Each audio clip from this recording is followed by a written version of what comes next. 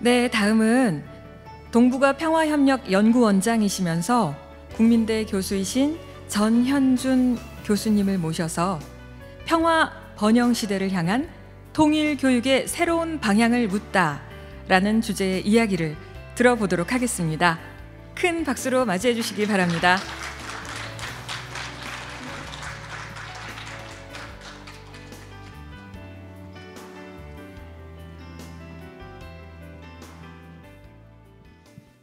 네, 여러분 반갑습니다. 이게 좀 문화 행사도 곁들이고 그래서 너무 딱딱하면 분위기가 사실 안 되는데 아시다시피 코로나로 인해서 다 마스크를 쓰고 계셔가지고 흥이 전혀 지금 안 나는 것 같습니다. 얼굴 표정이 지금 어떤지도 잘 모르겠고 또 여러분께서 제 얼굴도 지금 잘 못 보시고 계시지 않습니까? 그래서 조금은 좀 어색하고 서먹서먹하고 그렇기는 합니다만은 어떻든 최선을 다해서 한번 우리 함께 되는 그런 시간을 만들어 보도록 하겠습니다. 우리 최현일 구청장님, 고기판 의회 의장님 이렇게 명사들께서 참석해 주시고 또 우리 영등포를 대표하시는 여러 단체 장님들이 오신 걸로 그렇게 알고 있습니다. 영등포는 제가 뭐 워낙 많이 거쳐 다니는 그런 지역이긴 한데 처음으로 사실 이 구청에 왔습니다.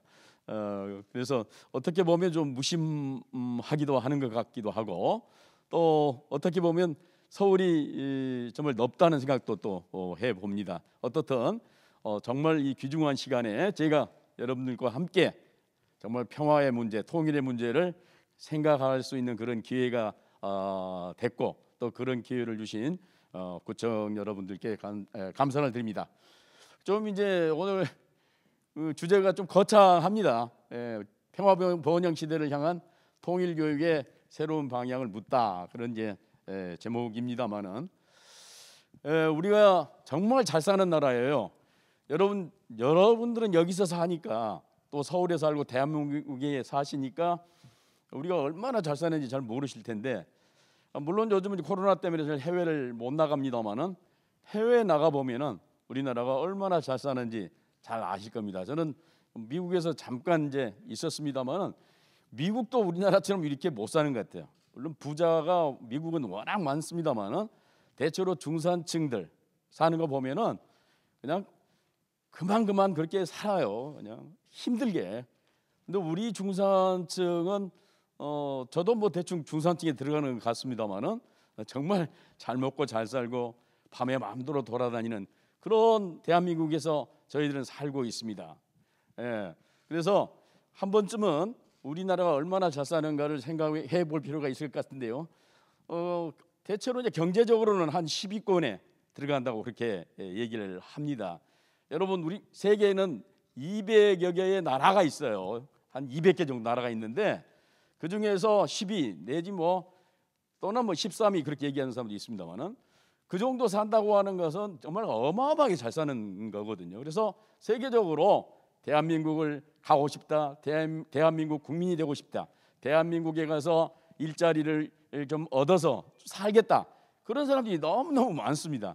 한때 우리가 미국을 향해서 아메리칸 드림을 가지고 미국 가려고 미 대사관 앞에서 비자 받기 위해서 쫙 줄 서 있었던 그런 기억들이 있었지 않습니까?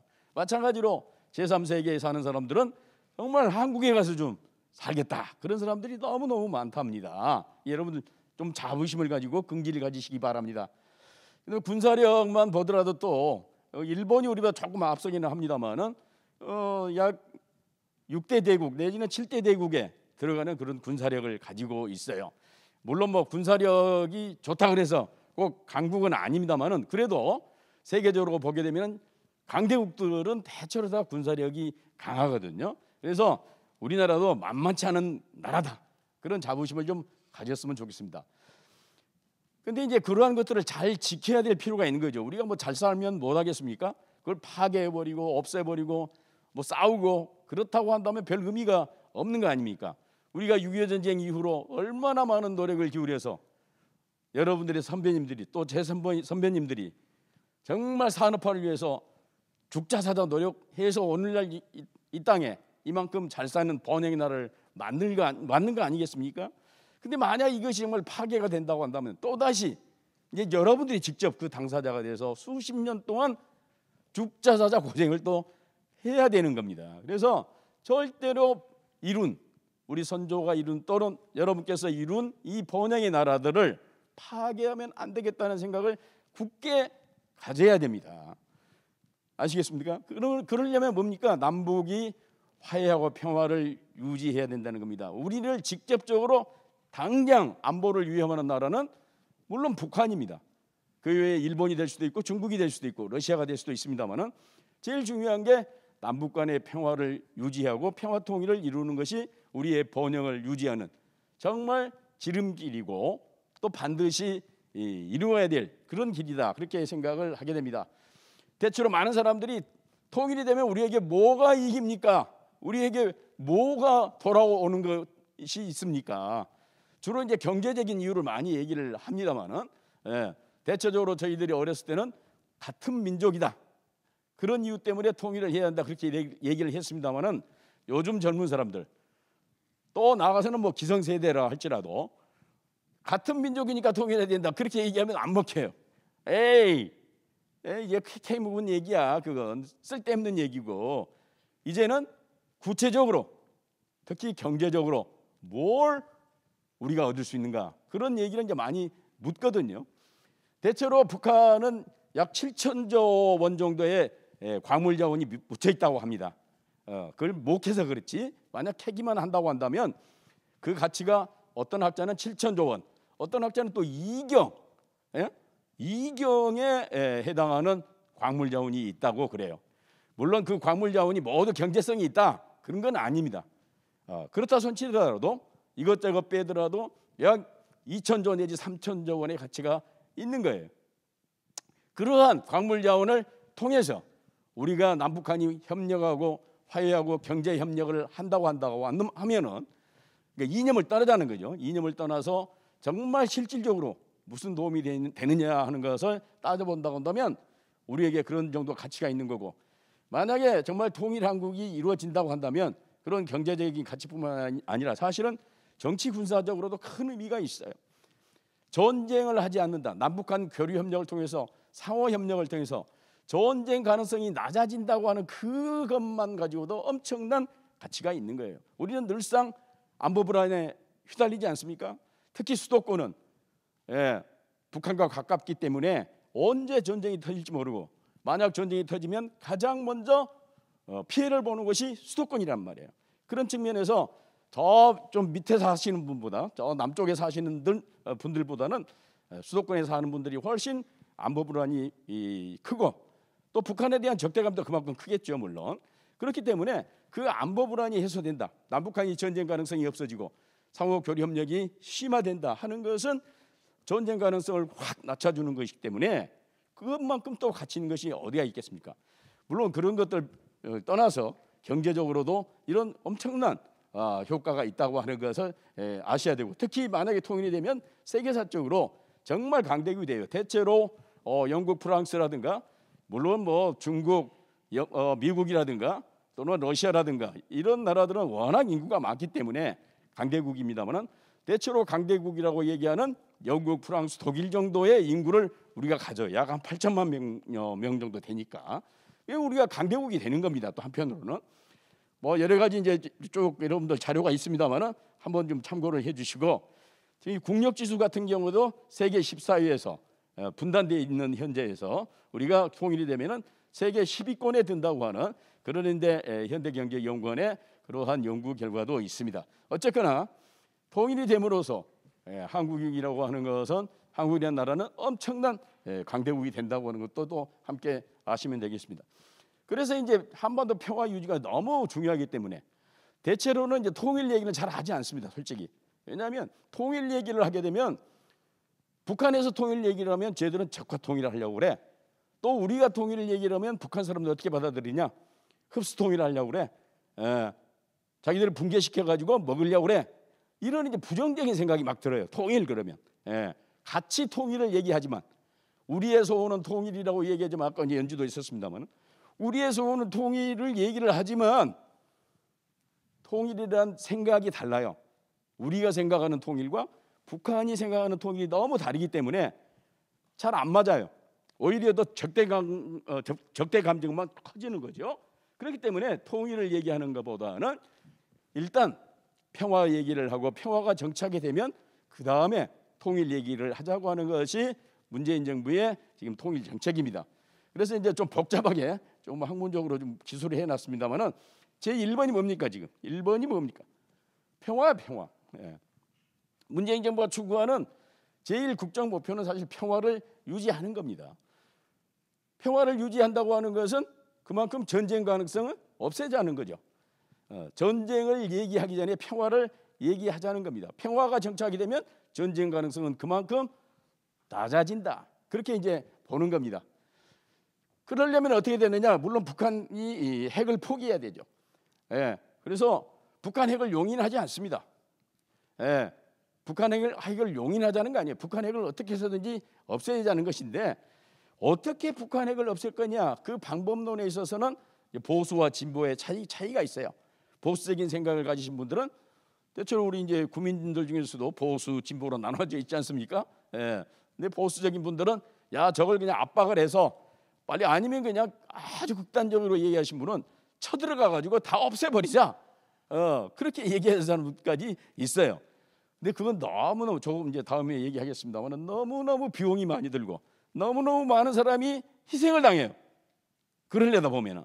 그렇기 때문에 그러한 방법보다는 어떻게 해서든지 저희들을 달래가지고 스스로 그러한 핵을 포기할 수 있는 그런 분위기를 만들자는 거죠. 예. 그래서 북한이 핵을 포기하게 만들려면 뭐예요? 자, 우리가 안보 불안 때문에 뭐가 있죠? 우리 한국에는 어느 나라 군대가 와 있죠 지금? 주한미군이 약 28,000명 있어요. 미군이. 그다음에 한미 동맹이 있고 우리 안보 때문에 그러는 거죠. 근데 북한은 얘기입니다. 북한은 자기들의 안보를 위해서 핵을 갖고 있대요. 미국이 침략할지 모르니까 핵을 가지고 있어야 안심이 된다. 그런 얘기예요. 그렇기 때문에 만약에 우리가 주한미군을 철수하려면은 우리 안보가 걱정이 없어야 주한미군이 철수되듯이 북한도 안보 불안이 없어야 핵을 없앨 거 아니겠습니까? 그 북한의 안보 불안을 없애주는 게 뭐냐 그게 바로 평화 체제를 구축하는 겁니다. 더 이상 한번에 싸우지 않는다. 싸움 없다. 예. 우리 이제 평화롭게 살자고 하는 것이 이제 평화 협정이고 평화 체제를 구축하는 건데 이런 것만 만약에 될 수 있다고 한다면 정말 한반도에서는 전쟁 가능성이 없어지고 통일 가능성이 더욱더 높아진다고 하는 그런 의미가 되겠습니다. 이제 그런 측면에서 한반도 신경제 지도 구상이라고 하는 것은 뭐냐면은 남북 간의 경제 협력을 엄청나게 활성화시키면 자 그냥 넘어갈게요. 자 이겁니다. 남북 간의 경제 상호 협력을 엄청나게 강화시키면 전쟁 가능성이 낮아지지 않겠느냐? 평화를 유지할 수 있지 않겠느냐? 우리가 이룬 이 산업화 민주화를 그대로 유지할 수 있지 않겠느냐는 그런 생각인 겁니다.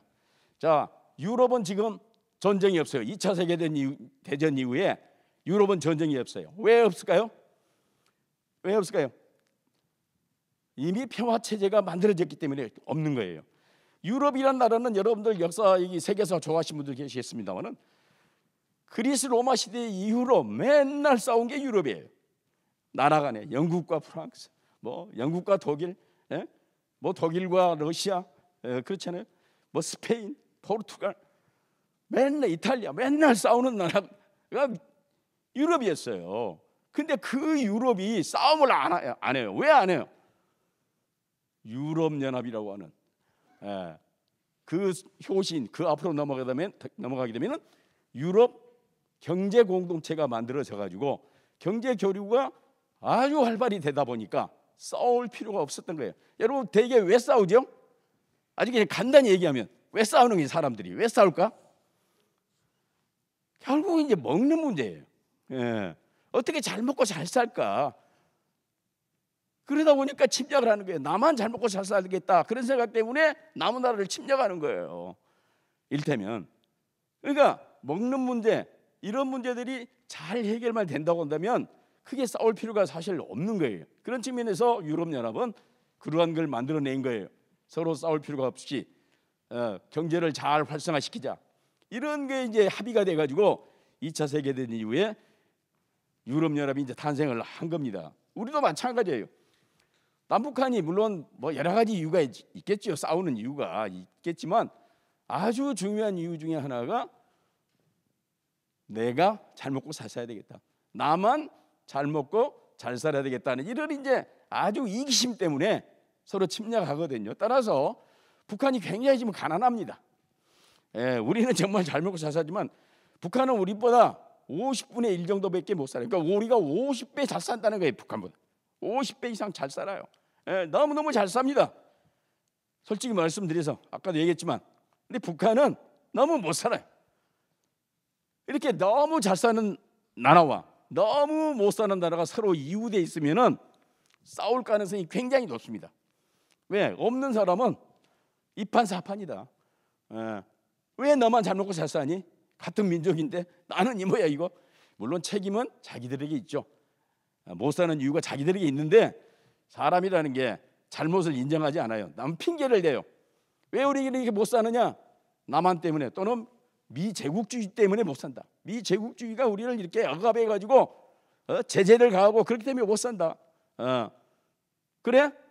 그러면 이판사판이다. 내가 굶어서 죽으나 싸우다 죽으나 똑같다. 차라리 싸우다나 죽자. 이렇게 되는 게 그게 일본이 미국을 공격한 태평양 전쟁을 일으킨 이유이고 독일이 2차 세계대전을 일으킨 이유예요. 그게 너무너무 자기들은 경제 제재를 받고 못 사니까 이판사판이다 하고 전쟁을 일으킨 거거든요. 그래서 이렇게 남한은 너무 잘 싸우고 북한은 너무 못 사는 이 상태가 지속되면은 평화가 유지가 안 된다는 거예요. 그런 측면에서 남북한이 경제 공동체를 이루고 유럽연합처럼 서로 경제 교류를 심화시키면은 전쟁 예방도 되고 정말 궁극적으로는 통일로 가는 그 길이 열리지 않겠냐는 것이 문재인 정부 생각입니다. 시간이 없어서 빨리 넘어가야 될 것 같아요. 이건 이제 요즘 이제 계속 말씀드리는 게 뭐예요? 지금 종전선언이에요. 여러분 텔레비전에서 많이 얘기 들으셨죠? 대통령께서 종전선언 얘기하니까 미국에서 우리는 반대한다.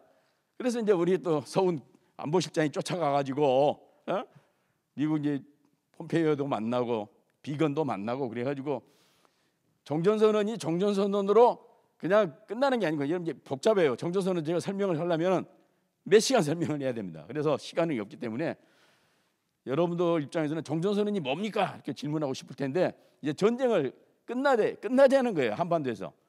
지금은 우리가 어떤 상태죠? 한반도가 지금 어떤 상태입니까? 법적으로는 어떤 상태? 휴전 상태. 아우, 야, 그래요. 예, 굿. 휴전 상태. 휴전 상태라는 게 뭡니까? 전쟁을 하다가 잠시 멈추고 있고 언제 또 터질지 모르죠. 다시 전쟁이 재발될지 모르는 거예요. 그렇잖아요. 한반도에서 다시 전쟁이 일어나도 하나도 이상하지 않은 거야. 왜? 휴전 상태이기 때문에. 그래서 이걸 빨리 끝내버리자. 너무 불안하니까. 전쟁 끝났다고 선언 좀 하자. 그런 얘기예요. 근데 그게 이제 쉽지 않습니다. 이제 그 설명을 하면 하도 끝도 없고. 근데 불행하게도 한반도에는 불안이 계속 조성되고 있습니다. 불안정이 계속 늘어나고 있어요. 자, 지난번에 6월 달에 북한이 남북 공동 연락사무소를 그냥 파괴해 버렸어요. 그 이제 배경을 설명하자면 또 한도 끝도 없고 어떻든 불만이 많았던 모양이에요. 뭔가 마음에 안 들었던 모양입니다. 어쨌든 근데 그로 인해서 불안감이 계속되고 있고 북한과 미국은 여전히 어떻게 해요? 여전히 핵 문제 해결을 못하고 싸우고 있습니다. 물론 트럼프 대통령이 나는 전쟁하지 않아. 나는 북한을 무력으로 침략하지 않아. 그렇게 얘기는 하고 있지만 이 핵 문제가 해결이 안 되면 언제 또다시 북한과 미국이 으르릉 거리면서 한판 붙자 이렇게 할지 모르는 거예요. 근데 이게 쉽지가 않아요. 핵 문제 해결이 너무나 쉽지가 않아요. 왜? 뭐 때문에? 불신 때문에. 믿지 않아요. 서로 믿지 않아. 미국은 북한을 믿지 않고 북한은 미국을 믿지 않아요. 그렇기 때문에 진전이 없어요. 어떻게 하면 신뢰가 생길 건가? 어떻게 하면 서로 믿을 건가? 그 방법 중에 하나가 또 종전선언인 거예요. 미국, 북한, 한국, 중국이 모여가지고 한반도에서 전쟁이 끝났다, 최소한 그런 선언이라도 해주면 북한이 조금 안심하지 않을까. 아, 미국이 우리를 침략하지 않는구나. 이제 안심해도 되겠다. 그런 이제 안심이 생기고, 안심이 생겨야 믿음이 생긴다는 거예요. 근데 그 믿음이 생성되기 전에는 북한이 죽었다 깨어나도 핵을 포기하지 않을 거다. 또 북한이 핵을 포기하지 않으면 미국은 죽었다 깨어나도 북한을 인정하지 않을 거다. 그런 거예요. 근데 우리가 이제 그걸 중간에 지금 중매쟁이가 돼가지고, 미국도 만나고 북한도 만나고, 야, 서로 좀 믿어다오. 나를 믿고 미국도 좀 양보하고 북한도 좀 양보해서 타협을 좀 하자. 그렇게 얘기를 아무리 해봐야 북한도 시큰둥, 미국도 시큰둥. 그래서 우리를 먹어주지 않아요. 애가 타죠. 우리는 그냥 지금 죽겠는데, 큰일인데, 전쟁을 막아야 되는데, 북한, 미국이 우리 말을 잘 들어주지 않아요. 그래서 어쨌든 이 핵 문제가 쉽지 않아. 그래서 계속 할 때. 그런데다가 요즘 여러분 맨날 언론에서 나온 얘기가 뭡니까? 미국과 중국이 어때요 지금? 미국과 중국이 으르렁 거려요. 왜 으르렁거립니까? 뭐 때문에? 미국은 세계 최강 국가고 중국은 뭐예요? 그 최강 국가를 누르기 위해서 부상하는 국가예요. 그러니까 미국은 여기 중천에 떠 있는 국가고 이제 중국은 이 중천을 향해서 열심히 가는 국가야. 그래서 미국이 가만히 보니까 이런 나쁜 엑스가 없네. 우리를 따라잡으려고 우리의 그 최강의 국가를 노리고 얘들이 자기들이 최강의 국가를 되려고 그러네. 이거 가만둬서는 안 되겠다. 이거 싹이 더 크기 전에 싹수부터 잘라야 되겠다 하는 게 이제 미국의 생각인 거예요. 그렇죠? 근데 중국은 거기에 당합니까? 아니 무슨 소리야. 미국만 해먹어? 나랑 같이 해먹자. 나도 왕년에 나도 좀 한가닥 했잖아. 당나라, 명나라, 청나라 때 나도 세계를 호령했고 최소한 동양에서는 내가 왕이었어. 근데 너희들이 서양이 쳐들어와가지고 아편전쟁 일으켜가지고 중국을 다 멸망시켜서 우리가 이 모양 이 꼴이 된 건데 이제 우리도 살만하게 됐어. 경제력도 커지고 군사력도 커지고 그래서 옛날에 그 영화를 다시 되찾아야 되겠어 하고 중국이 나서니까 싸움판이 벌어진 거야 지금. 근데 이 워낙 덩치 큰 두 나라가 한반도를 중심으로 해서 으르렁 거리니까 우리가 불안해요 안 불안해요? 불안하지. 한번 생각해보세요. 동네에서 덩치 큰 일테면 두목들이 서로 네가 잘했다 내가 잘했다 내가 왕이다 네가 왕이다 싸우면은 거기에서 사는 동네 사람들이 불안해요 안 불안해요? 그 파편이 나한테 튈 가능성도 있지 않습니까? 그렇기 때문에 우리는 불안해요. 그러니까 어떻게 해서든지 미국과 중국이 싸우지 않도록 우리가 중재를 하려고 그러는데 워낙 덩치가 크거든. 미국이나 중국이 워낙 덩치가 크거든. 우리 말 안 들어. 그러나 우리는 어떻게 보면 기도할 수밖에 없어. 불공 드릴 수밖에 없어. 싸우지 말라고. 근데 이제 문제는 1차 세계대전, 2차 세계대전 또 태평양 전쟁 때처럼 군사적인 충돌 가능성은 높지는 않습니다. 지금 경제전을 하는 거지 직접 그냥 탱크 동원하고 미사일 동원하고 심지어는 핵 문제까지 핵까지 동원해가지고 미국과 중국이 빠바바방 일테면 그렇게 붙을 가능성은 낮아요. 왜? 미국도 핵이 있고 중국도 핵이 있기 때문에 핵을 가진 국가끼리 싸운다고 하는 것은 이건 정말 이제 끝나는 거야. 인류는 끝나는 거야. 아인슈타인이 여러분 유명한 원자탄을 발명하게 된 그 원리를 발명한 아인슈타인이 뭐라고 그랬냐면 나는 앞으로 3차 세계대전이 어떻게 될지는 모른다. 앞으로 3차 세계대전이 어떤 전쟁이 될지는 모르지만 나는 이건 자신할 수 있다. 뭐냐? 4차 세계대전은 어떤 전쟁이 될까? 그냥 4차 세계대전이 만약 일어난다면 그때는 석기시대처럼 돌멩이 던지면서 싸울 거다. 무슨 의미야? 3차 세계대전이 앞으로 일어나면 완전히 쫄딱 다 망해가지고 원시 시대로 돌아간다는 거지. 예, 그래서 4차 세계대전이 만약 일어나면 돌멩이 갖고 싸울 거라는 거지. 이해가세요? 그러니까 앞으로 3차 세계대전은 핵전쟁이 일어난다는 거야. 아인슈타인 얘기는. 그러면 인류는 끝나는 거지. 예. 그렇기 때문에 그걸 미국도 알고 중국도 알아요. 그래서 그런 전쟁은 안 하겠죠. 설마. 그렇죠? 그렇지만 경제전쟁을 계속 하는 바람에 우리는 불안해 죽겠어. 이건 너무 좀 설명이 필요하기 때문에 넘어갈게요. 예. 이것도 정말 복잡한 얘기인데 2017년 말에 여러분 한번 생각해 보세요. 한 3년 전에 영등포 국민들이 편안했습니까 그때? 3년 전 2017년 10월, 11월, 12월 이때 다 전쟁 난다고 난리가 났어. 북한과 미국이 전쟁한다고. 실제로 미국이 그때 북한을 그냥 때려 부수려고 그랬어. 그냥 쌍그리 그냥 다 때려 부수려고 그랬어. 트럼프 대통령도 그걸 분명히 얘기했어요. 자 보세요. 트럼프 대통령이 자 2018년 6월 12일 날 무슨 사건이 있었습니까? 세계사적으로 혹시 기억하세요? 2018년 6월 12일 날 싱가포르에서 뭐가 있었어요? 싱가포르에서 미국과 북한 트럼프 대통령하고 김정은 위원장이 정상회담을 했어. 세상에 나는 내 생전에 미국과 북한의 최고 지도자가 만나리라고 생각 못했습니다. 솔직히. 왜? 너무 원수니까. 너무 철천지 원수니까 이 사람들은 만날 것 같지 않았거든요. 근데 만났어요. 이때 트럼프 대통령이 뭐라 그랬냐? 내가 대통령이 돼서 전쟁이 안 일어나고 있다. 근데 자기도 전쟁을 하려고 그랬대요 처음에는.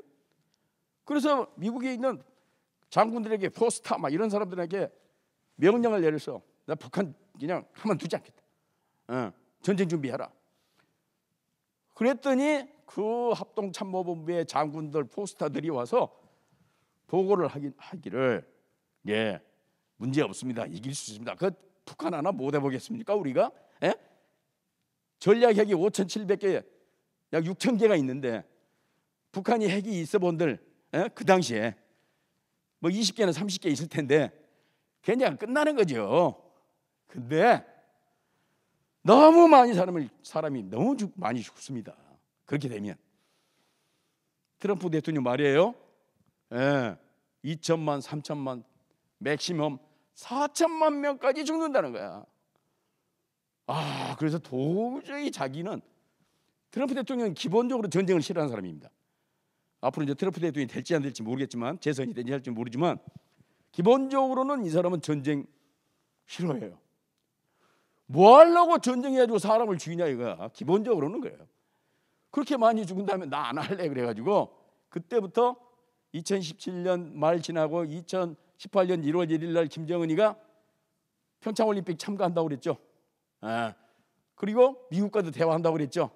그러니까 트럼프가 이 녀석들 봐라. 나를 인정하네. 얘들도 이제 뭔가 좀 정신을 차렸네.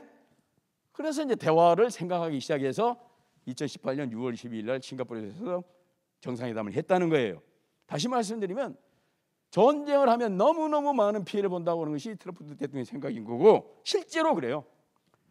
실제로 북한이 가지고 있는 뭐 핵이 있든 뭐 미사일이 있든 미국의 전략 폭격기들이 북한 레이더에 잡히지 않고 그걸 스텔스기라고 그러죠. 북한 레이더에 잡히지 않고 미국의 온갖 폭격기 전투기들이 가서 약 3,500개의 군사시설 평양 그냥 일시에 다 죽일 수 있어요. 근데 문제는 동굴 속에 들어가 있는 북한의 미사일 뭐 핵무기 이걸 완전히 다 없애기는 힘들어요. 아직까지는. 그렇기 때문에 미국이 선제공 공격을 통해서 그냥 지상에 있는 모든 걸 싹쓸이 하다 산다 손치더라도 지하에 숨어 있는 몇 개의 핵이라도 만약에 서울에 떨어진다든가 또는 심지어 워싱턴까지 공격할 수 있어요. 지금 북한이 가지고 있는 ICBM은 그렇게 될 경우에 이게 뭔 꼴이냐 이거지. 뭔 꼴이냐. 그래서 접었어요. 전쟁은 최소한 접었습니다. 트럼프 대통령은. 예. 그래서 다행입니다. 어쨌든 이런 이제 엄청난 일들이 벌어질 수 있기 때문에 우리는 어쨌든 전쟁은 안 된다. 자, 우리가 전쟁 방지를 위해서 미제 무기를 연간 약 4조 원 사고 있어요. 4조 원. 연간 미제 무기를, 첨단 무기를. 그럼 왜요? 전쟁이 안 일어나고, 만약 전쟁이 일어나면 이겨야 되니까 무장력을 갖춰야죠. 훈련도 평소에 하고 첨단 무기도 갖고 있고, 그건 당연해요. 예. 근데 평화는 아무리 좋은 무기를 많이 갖고 있다 손치더라도 평화는 보장이 안 됩니다. 전쟁은 아무리 대비해도 상대방이 죽자 사자 전쟁을 하겠다고 하면 전쟁이 일어날 수밖에 없어요. 그렇기 때문에 뭘 해야죠? 한편으로는 무장력을 갖추면서 한편으로는 뭐 해야 된다고? 상대방이 나를 침략할 생각이 없도록 만드는 게 매우 중요해요. 에? 이해가세요? 예. 10명이 한 도둑 못 먹는단 말이 있어요. 그러니까 아무리 우리가 무장력을 튼튼히 하고 있어도 북한이 이판사판으로 전쟁을 하겠다고 하면 전쟁이 일어난다니까. 우리가 이기지 당연히 이기죠. 근데 이겨봐야 뭔 송이야.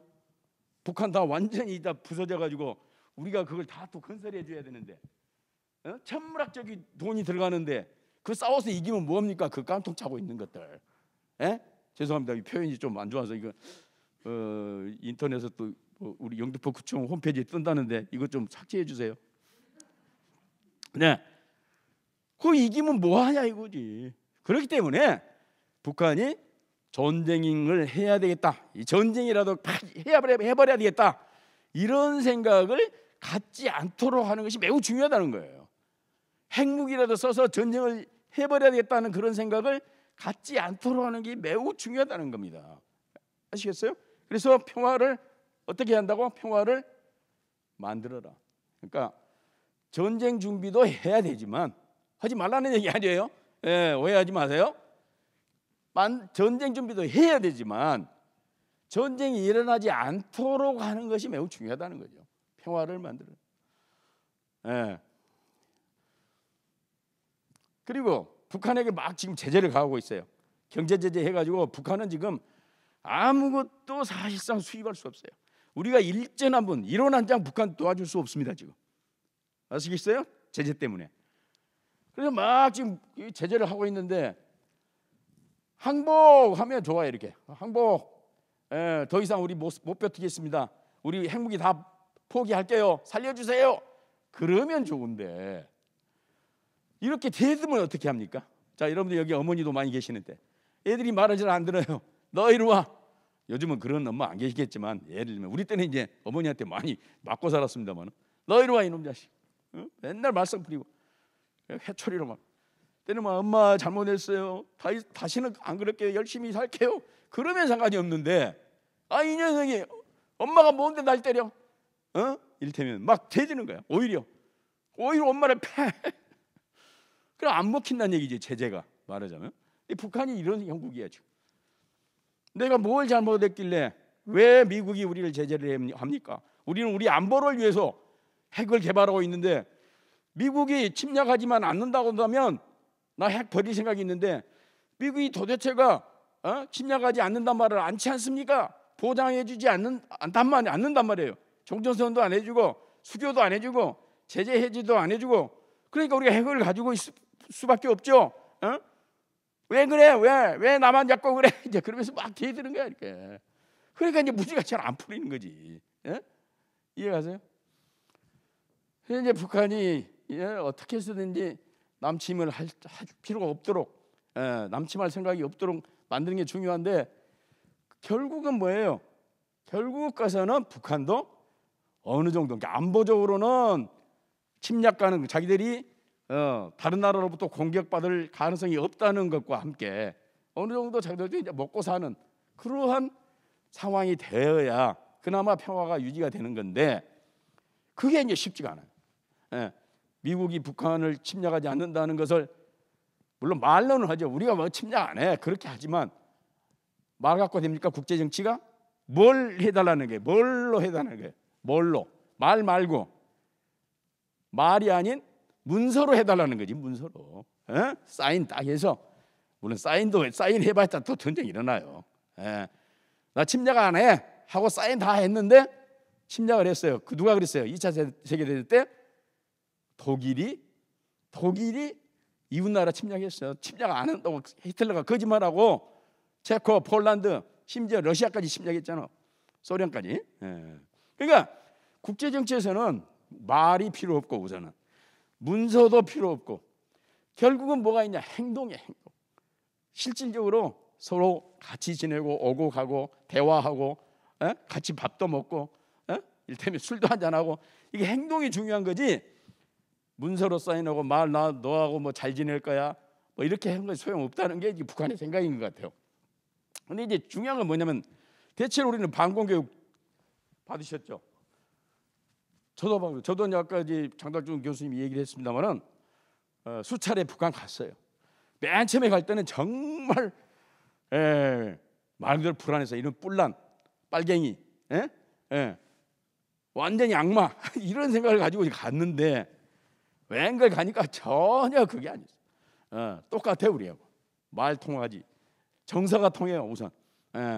그러니까 북한 가가지고 뭐 김일성이 갖췄고 뭐 김정일이 갖췄고 김정은이 갖췄고 이런 얘기만 하지 않으면 나머지 주제는 다 똑같습니다. 자식을 어떻게 좋은 대학 보낼 건가? 정말 말도 못해요 북한 부모들. 우리보다 더 합니다. 왜? 거기는 독재 국가이기 때문에 정말 당 관료, 그러니까 권력기관 거기에 들어가야 그나마 먹고 사는 거야. 그러니까 좋은 대학 나와서 김일성 종합대학, 김책공대, 인민경제대학, 평양외국어대학 이런 몇 개 이제 유수한 인류대학이 있어요. 거기 가야 그나마 말하자면 출세할 수 있거든. 거기는. 그러니까 거기 들어가려고 부모들이 쌍심지를 켜고 공부를 시켜요. 그 얘기 하다 보면 똑같아 우리하고. 조상 모시는 거나 또 이제 부부관계. 거기는 정말 저 여자가 자기 남편을 뭐라고 부르는 줄 알아요? 옛날에 우리 어머니들이 그랬어. 세대주라고 그래. 세대주. 자기 남편을 부를 때. 제가 이제 그 나를 안내하러 온 그 여성이 있었는데 신문 기자였어요. 그 여자가 이렇게 굉장히 예뻤습니다. 말은 우리나라에서는 그 예쁘다 뭐 어쩌다 그 얘기하면 안 됩니다. 우리나라는. 근데 북한은 이제 아직까지 좀 통해요. 아주 가부장제가 아주 굉장히 심해요 거기가. 그래서 아이고 뭐 예쁘십니다 했더니 뭐라고 그러는지 알아? 당신들이 예쁘다 하면 무슨 소용이 있냐 이거야. 자기 아무 관계없는 사람 다 예쁘다 소용없고 세대주께서 나를 예쁘다 해야지. 그렇게 얘기를 하더라고. 그래서 아직도 유교적인 냄새가 풀풀 풍기는. 그러니까 우리는 이해가 빨라요. 북한체를 이해하는데. 왜? 우리가 50년대, 60년대, 70년대 살았잖아요. 북한이 지금 살고 있는 그 시대를 우리가 살았기 때문에 금방 이해가 돼. 그만큼 통해요. 잘 통합니다. 대신 정치적인 얘기 이제 이렇게 얘기하기 시작하면 싸움 나. 안 봐. 금방 형제간처럼 이렇게 했다가도 그 얘기 나오면 바로 180도 돌아서 버려. 그 얘기는 가능하면 이제 안 하는 건데 어쨌든 이 정서적으로 통해요. 다시 말씀드리면 북한을 너무 막 적, 악마, 빨갱이 이렇게 해놓으면은 전혀 대화가 진전이 안 돼요. 겉으로는 대화하지만 속으로는 진전이 안 돼. 그러니까 우리가 아시다시피 1972년 7사 남북 공동성명 남북 대화를 시작해가지고 지금까지 그렇잖아요. 72년부터 약 50년 전부터 우리가 대화를 시작했는데 지금도 북한에 대한 불신, 또 북한은 남한에 대한 불신, 적개심 이게 전혀 진전이 없어요. 솔직히 말씀드리면. 그건 이제 물론 유교 전쟁 북한이 남침을 했기 때문에 일어난 일입니다만은 어쨌거나 그래서 한 발 가까이 가려면 내가 저 사람이 옛날에는 원수였지만 이제는 서로 좋은 친구가 되려고 하면 그 사람에 대해서 너 과거에 어쨌지 너 과거에 뭐 술 먹고 돌아다녔지 너 깡패짓거리 했잖아 이 얘기를 계속하면 친구가 됩니까 안 됩니까? 전혀 도움이 안 되거든요. 일단은 친해지려면 상대방의 강점, 좋은 점, 칭찬 이런 것들이 오고 가야 그나마 가까워진 거고 그나마 가까워져야 이제 속 터놓고 너 옛날에 우리 남친 했잖니. 그거 나쁜 짓이야. 그거 사과해야 돼. 이렇게 이제 친해진 다음에 그렇게 얘기를 해야지. 처음부터 너 옛날에 남친 했던 거 사과 안 하면 너 콧물도 없어? 그렇게 되면 진전이 안 되죠. 이게 이제 전략입니다. 그게 전략. 자, 북한으로부터 사과를 받는데 먼저 받을 것인가, 나중에 받을 것인가 하는 문제입니다. 사실은. 예, 사과 받아야죠. 남친 말고. 그로 인해서 얼마나 많은 사람이 죽었습니까? 그거 잊지 맙시다. 그건 6.25 전쟁 잊지 맙시다. 다만 그 문제를 어떻게 풀 것이냐, 어떻게 지혜롭게 풀 것이냐 하는 문제에 우리가 좀 더 집착하자는 거예요. 왜냐? 지금 당장 사과하면 절대 안 하지. 자기가 잘했다는 거 아닙니까? 오히려 미제가 북침했다는 게 미제국주의가 북침했다고 걔들은 그렇게 주장해. 또 말도 안 되는 얘기를. 그러니까 끝이 없어요. 그러면 어떻게 해서 이제 한반도는 평화를 유지해야 되고 남북 대화를 통해서 보다 발전된 방향으로 올라가야 되는데 어떻게 올라갈 건가, 어떤 순서를 밟아서 올라갈 건가 하는 문제에 대해서 우리가 생각해 보자는 거예요. 예. 그래서 평화통일교육이라는 게 다른 게 아닙니다. 우리가 북한을 어떻게 볼 것인가 합니다. 예. 보통은 이제 뭐 북한이 우리 형제다, 부부다, 이웃이다, 심지어는 뭐 샴, 예, 태국어가 되었고 샴 쌍둥이다, 뗄래야 뗄 수 없는, 예, 이런 이제 얘기들을 많이 하는데 이런 것들은 다 부질없는 얘기예요. 형제도 헤어질 수가 있고 부부도 헤어질 수가 있고 이웃도 헤어질 수가 있고 샴 쌍둥이도 분리가 됩니다. 분리해서 살 수 있어요. 근데 남북 관계는 절대로 분리해서 살 수가 없어요. 이걸 갖다가 댐에다가 북한 땅을 댐에다가 어디 태평양 이쪽으로 옮기기 전에는 우리는 항상 이렇게 붙어 살아야 돼요. 죽으나 사나. 이해 가십니까? 예. 부부관계? 아이고, 그냥 이혼하면 끝나지 않습니까? 원수가 돼가지고. 형제? 평생 안 만나는 형제 봤어요. 왜? 유산 갖고 싸워가지고 부모님 재산자도 안 나타나. 예. 그러니까 형제도 필요 없어요. 다 헤어져서 안 보고 살 수 있다는 얘기인데 남북한 관계는 안 보고 살 수 없어요. 평생 같이 살아야 돼요. 안고 가야 돼요. 그러려면 어떻게 해야 되냐? 공생하는 방법을 찾아야 됩니다. 그냥 확 없어져 버렸으면 좋겠는데 저거 그냥 누가 어떤 귀신이 안 물어가나? 옛날 그렇게 얘기했어요. 우리 부모님들 중에 좀 독한 분은 저 왼수 말이야. 아이고 저 누가 어떤 귀신이 안 물어가나? 근데 어떤 귀신이 안 물어가죠. 예, 그대로 있어요. 마찬가지로 북한 누가 안 물어가요. 그대로 있어요. 그럼 어떻게 해야 됩니까? 공생을 찾을 수밖에 없다. 이게 이제 유명한 경북대학교 농가대학의 김순곤 교수의 논리예요. 이게 뭡니까? 이게 이제 잡초예요. 이게 예쁜 꽃처럼 보이는데 잡초입니다. 뭘 잡아먹는? 옥수수 잡아먹는 잡초예요. 이게 이제 1979년 나이지리아에서 아프리카 거기에 수많은 사람이 굶어 죽었어요. 이렇게 이 잡초 때문에, 스트라이가라고 하는 잡초 때문에. 이게 김순곤 박사가 옥수수 박사한테 갔어. 연구를 했어. 이 잡초만 없으면 끝나. 옥수수는 잘 자라. 잡초만 없으면. 근데 잡초를 없앨 수가 없어. 얘를 재초조를 해도 안 되고 불을 태워도 안 되고 뿌리를 캐버려도 계속 살아나. 그래서 김순곤 박사가 꾀를 낸 게 뭐냐? 이 잡초와 옥수수가 같이 사는 종자를 개발해낸 거예요. 그게 김순곤 박사가 발명한 거예요. 잡초하고 같이 살 수 있는 옥수수를 발명해낸 거야, 김순곤 박사가. 그래서 이렇게 된 거예요. 이렇게. 예.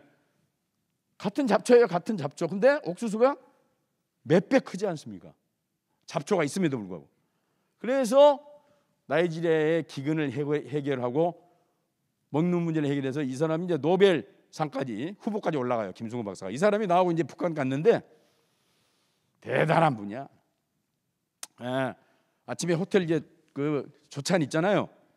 여기 쓱 봅니다. 이거 하고, 야 이게 먹고, 이게 나보다 먹으라 말이가. 경상도 사투리로 그래. 그리고 그냥 그 빨갱이들이 주르르 와요. 아 선생님 왜 그러십니까? 뭐 이거 먹을 게 없단 말이야. 알겠습니다.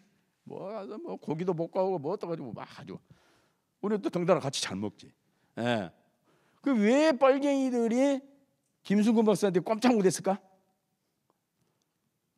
예? 이유가 뭐야? 자기들의 일용할 양식을 해결해 주기 위해서. 그러니까 북한에 너무 식량난이 심하니까 북한에 이 슈퍼 옥수수, 예. 보통 옥수수가 이만하다면 슈퍼 옥수수는 이 키만한 내 키만한 옥수수를 만들어 가지고 북한에 먹는 문제를 해결해 주겠다 하고 50부지거든. 그걸 다 알거든 그게. 그러니까 일종의 하나님이야. 일용할 양식을 주는 하나님. 그러니까 꼼짝 못하는 거지. 예. 근데 그분이 얘기가 이거지. 공생할 수 있는 길을 찾을 수밖에 없다. 예? 사적으로 이제 그분이 얘기한 건 예? 이게 북한에서 나중에 볼지 모르겠네 이 TV를. 그 빨갱이들은 쉽게 변하지 않아.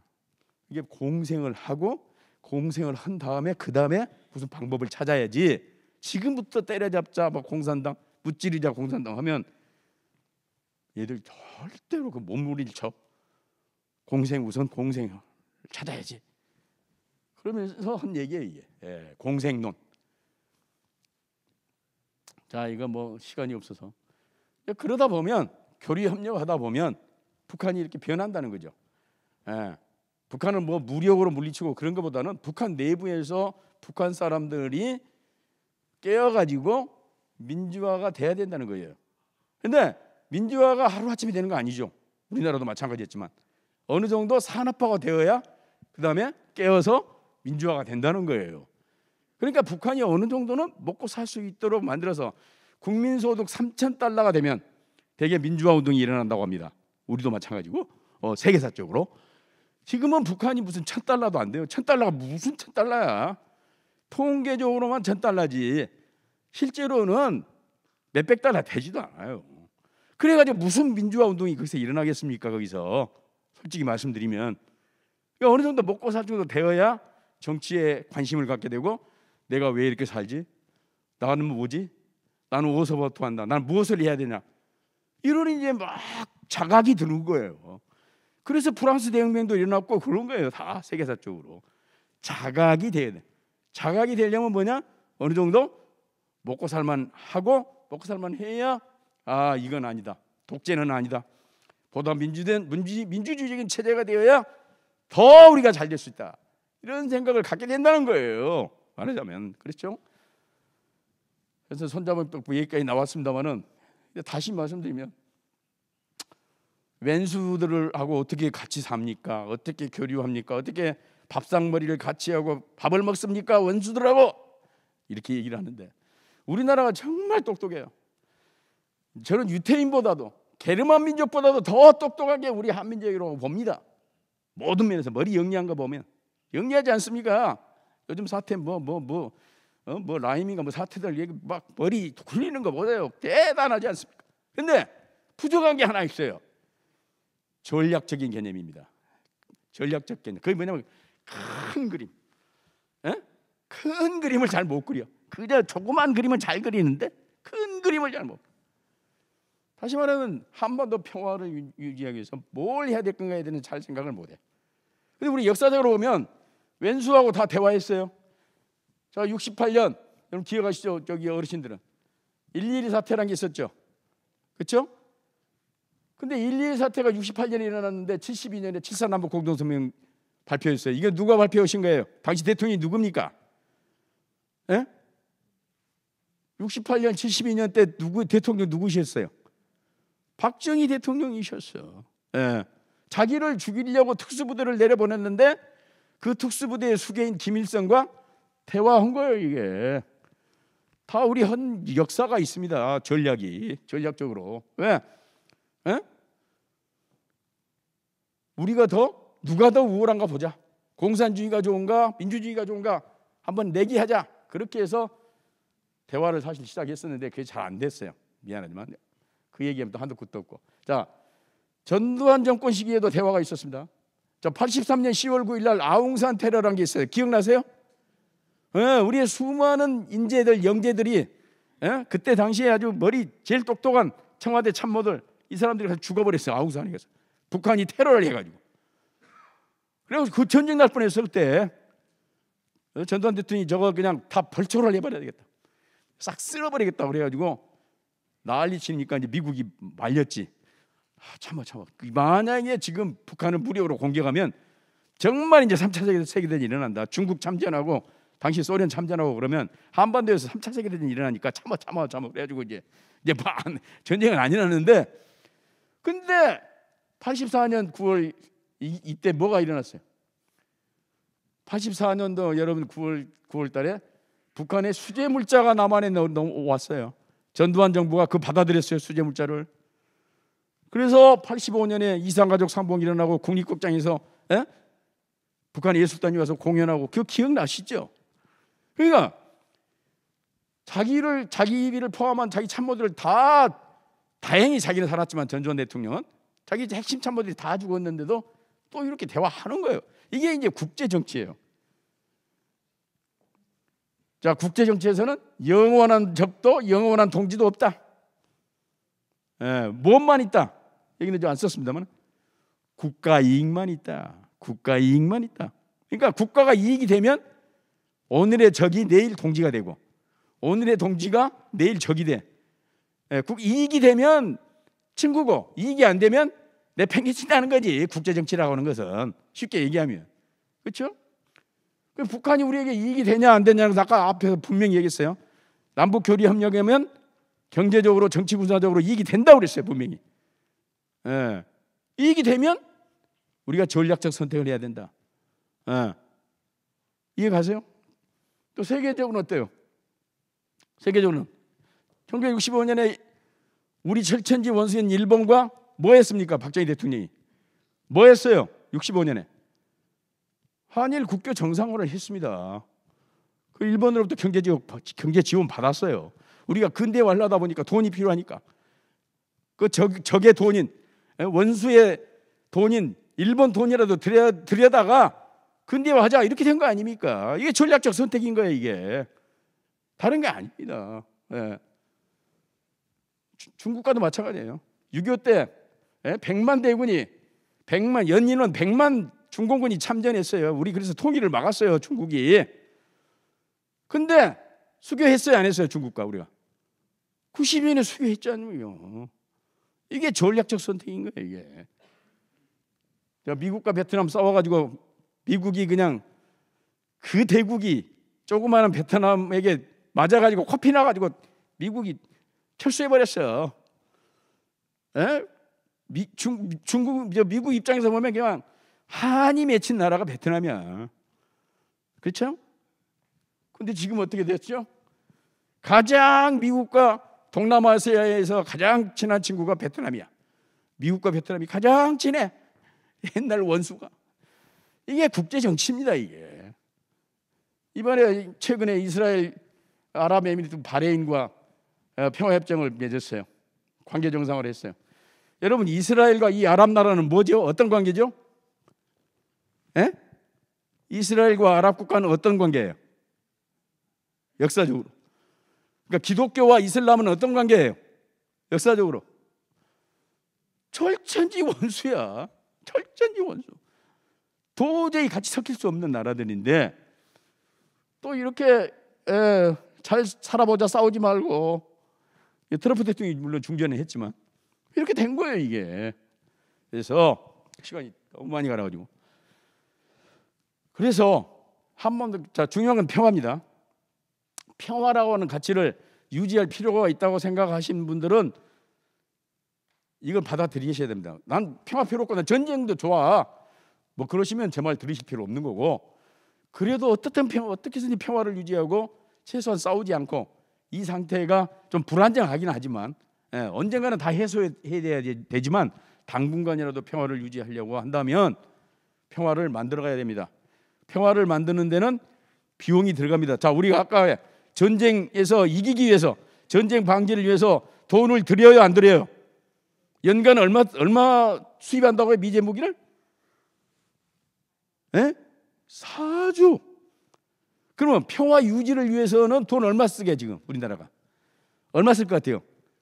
평화 유지를 위해서 한 푼도 안 쓰지. 1원 한 장 안 쓰지. 그래가지고 무슨 평화가 일어납니까? 전쟁 방지를 위해서 또 전쟁에 대비해서 연간 4조 원 쓰면 그게 한 10분의 1 정도는 평화를 만들기 위해서 써야 될 거 아닙니까? 다행히 영등포 구청장님은 깨어서 이런 강의도 하고 남북 교류 협력을 준비하겠다. 지금은 상황이 안 좋지만 언젠가는 상황이 좋아질 거다. 그때를 대비해서 우리 구청이 북한의 뭐 어느 지역과도 앞으로 자매결연도 맺고 해서 평화를 만들겠다고 하니까 다행입니다만은 이런 생각을 모르는 사람이 많아요. 평화 유지를 위해서, 평화 만들기를 위해서 노력하고 헌신하고 뭔가 비용을 들여야 된다는 데는 사람들이 무관심하고 생각도 없어. 평화는 공짜가 없어요. 여러분 가정의 평화 다 이루고 계시죠? 안 싸우시죠? 잘 사시죠? 어떻게 해서 그 평화를 유지하고 계십니까? 선생님 어떻게 가정의 평화를 유지하고 계시죠? 저절로 떨어집니까? 가정의 평화 노력을 해야죠. 그렇죠. 이해 배려하고. 죄송합니다. 마누라 생일 때 좀 뭐 선물도 좀 하고 결혼기념일날 챙겨서 좀 하고 뭔가 다 노력을 해야 가정이 평화가 된 거지. 전혀 노력을 하지 않는데 가정이 평화가 옵니까? 저도 가정생활 하고 있습니다만은 많은 노력을 합니다. 솔직히 말씀드리면 저 설거지도 좀 하고 가끔 좀 미리고 청소기 그래야 와이프가 좋아하고 그래야 하하호 가정이 평안한 거지. 전혀 노력을 하지 않고 비용도 안 들이고 가정 평화가 안 오듯이 국가와 국가 간에도 마찬가지예요. 노력을 해야 됩니다. 노력을 한다고 하는 것은 다시 말씀드리면 이게 쩐을 좀 들여야 된다는 얘기예요. 미안하지만 많은 돈을 들이라는 얘기가 아닙니다. 전혀 지금 우리는 근데 평화 만들기에는 돈을 못 쓰겠어요. 물론 미국 때문에 그래요. 미국 때문에 그러는데 하여튼 어떻든 이유야. 어떻든 여러분께서 그런데 공감대를 형성해 주신다고 한다면 그게 우리나라로 확산될 거고 세계로 확산되리라고 생각을 합니다. 감사합니다. 자, 질문을 좀 받겠습니다. 혹시 뭐 반대 의견도 좋고 난 뭐 그렇게 생각하지 않아 그런 분도 좋고 또 혹시 뭐 궁금한 점이 있으시면 네 선생님. 예.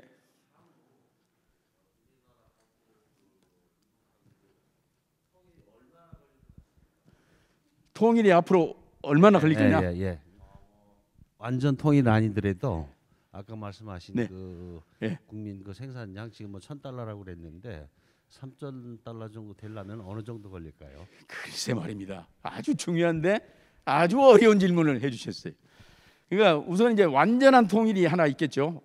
그러니까 휴전선이 없어집니다. 그 이제 대한민국도 아니고 조선민주주의 인민공화국도 아닌 뭔가 코리아가 한 잔 나오는 완전한 통일이 되기까지는 정말 시간이 많이 걸려요. 솔직히 말씀드려요. 몇십 년 걸립니다. 몇십 년 걸릴지 100년일지 몰라요. 그러나 이제 남북 교류 협력을 통해서 뭔가 좀 전쟁 가능성이 좀 낮아지는 그런 거 있잖아요. 그런 것은 솔직히 말씀드리면 빨리 할 수 있습니다. 한때 했잖아요. 김대중 정부 때, 노무현 정부 때 우리가 뭐 거래도 하고 아까도 얘기했지만 저희들이 평양도 가고 그랬어요. 가서 술도 먹고 거기 같이 노래도 부르고 그랬어요. 최소한 이제 그런 상태라도 계속 유지하는 거 있잖아요.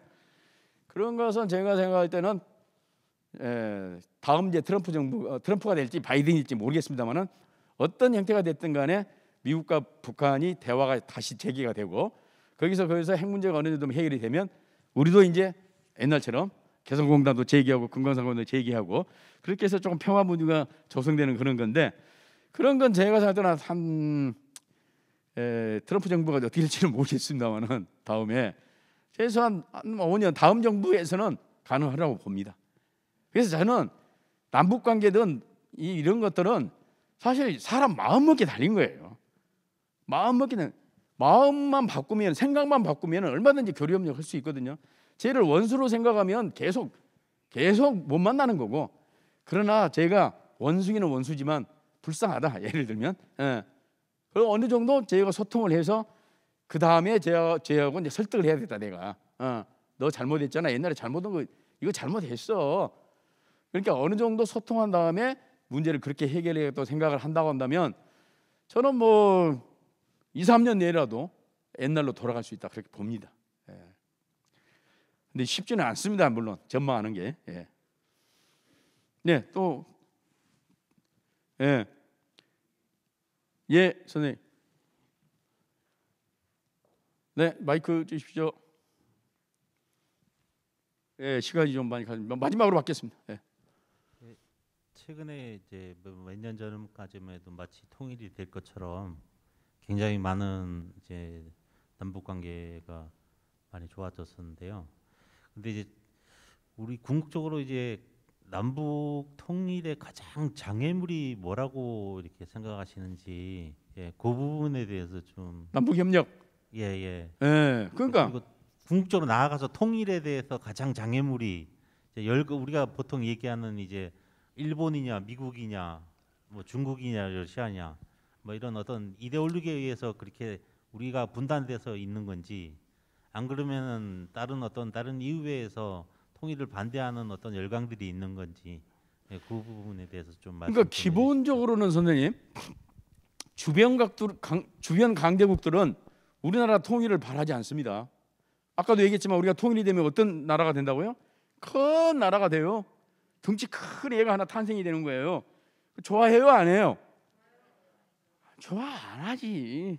나라도 안 좋아하지. 예. 그러니까 그 다 장애물이에요. 첫째는 주변 강대국들은 다 장애물이고, 둘째는 구체적으로 얘기하면은 남북한 간의 적개심과 불신과 복수심 이런 것들입니다. 그건 이제 6.25 전쟁에서 온 겁니다. 적개심이 있는 한은 진정 어린 대화가 어렵죠. 그래서 이해를 합니다. 우리 나이 드신 분들, 전쟁을 경험한 분들, 전쟁에 의해서 희생당한 가족들, 이분들이요 원수로 생각하죠, 북한을. 근데 반대로 북한도 우리보다 더 많은 사람이 남한에 대한 적개심을 가지고 있어요. 왜? 남한보다 2배 피해를 받거든. 북한은. 남한이 200만 명 피해를 봤으면 6.25 때 거기는 약 한 400만 명 뭐 이렇게 거의 2배의 희생을 당했어요. 미국이 그냥 융단 폭격을 하는 바람에, 예? 전폭기로 북한을 그냥 불바다를 만들고 네이팜탄 뭐 해서 싹 쓸어버렸거든. 그러니까 엄청나게 그 사람들은 또 이 적개심이 많아요. 남한과 미국에 대해서. 예. 그러니까 서로 어떻게 보면 피장파장이니까 그걸 좀 줄여야 되는데 우리는 그게 잘 안 돼요. 근데 그것을 어떻든 극복해야 된다는 생각이고, 적개심을. 그 다음에 이제 아주 핵심적으로는 북한 핵 문제 때문에 대화가 지금 어렵게 됐어요. 북한 핵 때문에 미국이 절대로 북한과 대화하지 말라. 에? 우리 허락 없이 너희들 마음대로 하면 가만 안 둬? 막말로 얘기하면 죽여? 경제 망가뜨릴 수 있어? 그렇게 하니까 우리 꼼짝을 할 수가 없어. 그러니까 결국은 북한 핵 때문에 미국이 제재를 하고 우리가 꼼짝 못한 상태가 됐기 때문에 북한 핵 문제에서 좀 진전이 있어야 되겠다. 근데 방법이 없는 건 아니에요. 있어요. 여러분 기억하듯이 2019년 2월 27일부터 28일까지 하노이에서 2차 정상회담이 있었어요. 북한과 미국이. 그때 합의하려고 그랬어요. 트럼프가. 사실은 다 준비해 갔어요. 근데 그 나쁜 청문회 자기의 측근이 해필 그날 저녁에 미국은 낮이었어요. 그냥 트럼프에 대해서 다 까발려버린 거야. 트럼프 나쁜 점을. 그러니까 트럼프가 그냥 화가 너무 나가지고 다 필요 없다. 이런 X. 그래가지고 그 서명 안고 가는 바람에 결켰는데 다음에 트럼프 대통령이 만약에 재당선이 되면 대화할 걸로 그렇게 생각하고 잘 되길 빕니다. 오케이, 이걸로 마치겠습니다. 감사합니다. 네, 큰 박수 부탁드립니다. 정성껏 강의해 주시고 또 답변해 주신 교수님께 다시 한번 감사의 박수 부탁드립니다. 이제 마지막 순서이며 이번 공연의 하이라이트인 창작 뮤지컬 공연이 남아 있습니다. 잠시 쉬는 시간 가지시고요. 10분 휴식하고요. 48분에 다시 공연을 시작하도록 하겠습니다. 잠시 후에 찾아뵙겠습니다. 감사합니다.